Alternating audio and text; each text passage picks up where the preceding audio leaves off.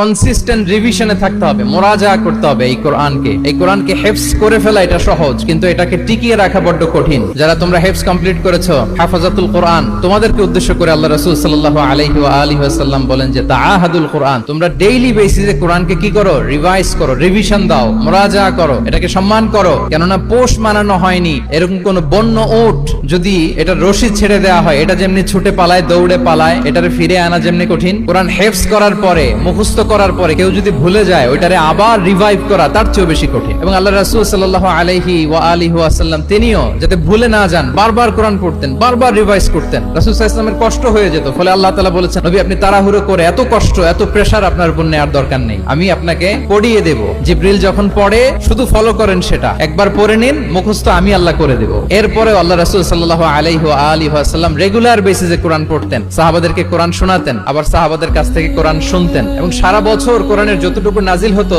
রমাদান আল মুবারাকে জিবরিল আলাইহিস সালামের সাথে রিভিশন করতেন। যে বছর তিনি ইন্তেকাল করবেন, ওই বছর দুইবার তিনি গোটা কোরআনকে জিবরিল আলাইহিস সালামের সামনে পেশ করেছেন, শুনিয়েছেন। তাহলে এটাই হচ্ছে সুন্নাহ। তিনি তো পৃথিবীর প্রথম হাফেজ নাকি? উনি রেখেছেন কিভাবে কোরআনকে? প্রিজার্ভ করেছেন কিভাবে? রিভিশনের মাধ্যমে। You have to revise a lot, you have to recite a lot. এটা আমাদের মনে থাকবে তো নাকি? শিক্ষার্থী বন্ধুরা আওয়াজ করো, মেক এ নয়েজ।